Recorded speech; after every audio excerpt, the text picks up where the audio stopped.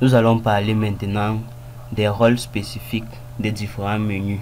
Comme vous observez ici, nous avons fichier, éditer, outils recommandés, affichage et exporter. Ces menus peuvent également vous faciliter la tâche et vous permettre de gagner en temps lors de vos montages. Le menu fichier vous permet de créer, ouvrir, enregistrer, exporter des projets vidéo. Là, vous pouvez créer un nouveau projet en choisissant directement son affichage, son format d'affichage directement. Soit vous pouvez ouvrir un projet existant déjà fait, soit ouvrir un projet récent sur votre machine, importer les médias, enregistrer un média. Et là, sur enregistrer un média, vous pouvez directement enregistrer l'écran de votre PC, un peu comme les vidéos dont je suis en train de faire, dont je reviendrai là-dessus. Là, vous avez enregistré le projet CTRL S. Là, vous avez enregistré le projet source qui va vous permettre de stocker votre projet dont vous êtes en train de faire dans l'espace de stockage de votre ordinateur pour une utilisation ultérieure. Là, vous avez archivé, enregistré le projet comme modèle. Là, nous l'avons déjà vu et vous avez plein d'autres choses.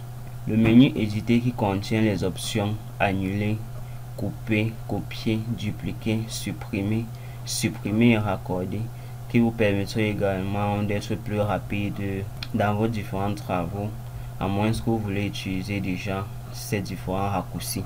Vous pouvez également l'utiliser pour être plus rapide dans vos montages. Là, vous pouvez copier l'effet, soit vous pouvez supprimer l'effet directement à ce niveau. Ou pareillement, sur un élément, vous pouvez faire un clic droit. Là, vous avez également tous ces éléments là. Donc tout dépendra maintenant de vous où vous vous sentez à l'aise, soit en faisant directement un clic droit ici pour utiliser, soit en sélectionnant ou en venant dans le menu éditer. Tout dépendra de ce qui vous paraîtra plus facile à utiliser. Le menu outils recommandés qui contient les outils recommandés pour faciliter la création de votre projet vidéo. Là, vous pouvez gérer la vidéo. Vous pouvez recadrer et zoomer. Là, vous pouvez recadrer pour correspondre. Là, vous pouvez faire les rotations. Et là également, il y a le fond vert. Si nous appliquons recadrer pour correspondre, là, vous verrez que cette image, vu qu'elle ne prend pas entièrement le format d'affichage, là, si vous venez sur vidéo, recadrer pour correspondre, bon, là, je me positionne dessus. Bon, là, celle-ci était comme ceci. Là, lorsque je viens sur vidéo, recadrer pour correspondre, là, il va prendre totalement le large. Là, il prend totalement le format d'affichage entièrement. Donc, c'est à ça que cela sert. Là, recadrer pour zoomer. Là, vous pouvez décider de recadrer à ce niveau pour zoomer. Donc, et à ce niveau, vous avez directement le panorama zoom dont nous allons revenir dessus lors des montages vidéo. Vous verrez à quoi cela sert réellement. Mais pour recadrer, nous l'avons déjà fait. Vous pouvez décider de recadrer une zone de votre vidéo que vous le souhaitez en précisant bien évidemment le format ici, le format de recadrage de la zone dont vous voulez. Si vous voulez un format carré, vous pouvez prendre le 1 par 1, ça vous donne le format carré. Donc là, vous pouvez consulter à ce niveau pour l'audio. Lorsque vous sélectionnez l'audio, vous avez également déjà ces différentes propriétés. Détection de silence, si vous cliquez dessus, ça va permettre de supprimer les zones où il y a le silence dans l'audio. Là, vous pouvez également gérer la vitesse. Là, vous pouvez cliquer pour diviser ou utiliser le raccourci CTRL B. Au niveau de rogner, vous pouvez décider de couper le début à partir d'où nous avons la bande verticale de lecture, soit vous pouvez décider de couper plutôt la fin et jeter. Donc si je coupe ici, si je prends début d'en-tête, là ça me supprime directement ce début. Donc maintenant nous allons aller dans le menu affichage qui vous permet de personnaliser l'apparence de l'interface utilisateur du logiciel. Là vous pouvez directement appuyer, vous avez là jouer pause.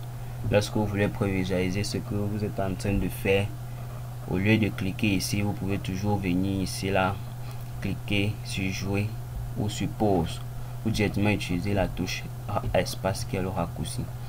Pour arrêter, vous pouvez décider d'appuyer CTRL plus le caractère slash, ou soit vous pouvez directement appuyer sur stop. Et à ce niveau également, vous pouvez décider de changer la configuration de l'écran. Donc nous l'avons vu dans la vidéo où j'expliquais tous les éléments de la fenêtre de prévisualisation.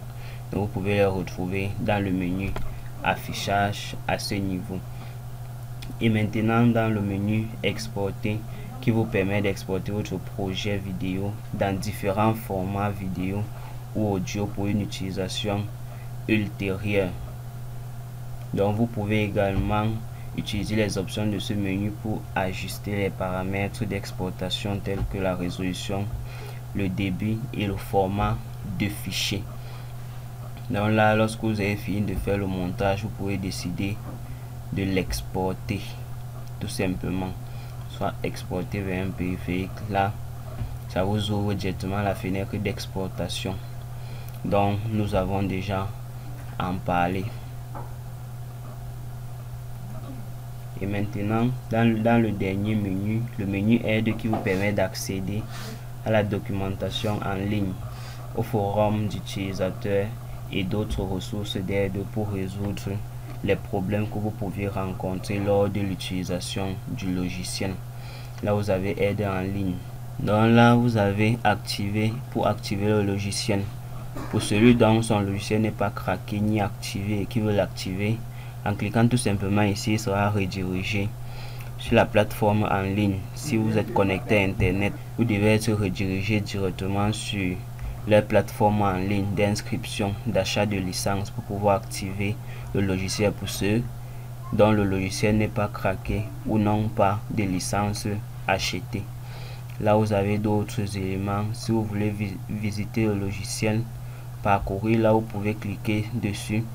On va vous demander d'enregistrer le projet ou pas, et là on peut vous faire une visite guidée du logiciel pour vous montrer également chaque élément dans le logiciel. Là vous avez plusieurs autres choses. Donc tous ces menus peuvent vous faciliter également la tâche pour plusieurs travaux dont vous êtes en train d'éditer. Donc c'était ça en quelque sorte les différents rôles de ces différents menus.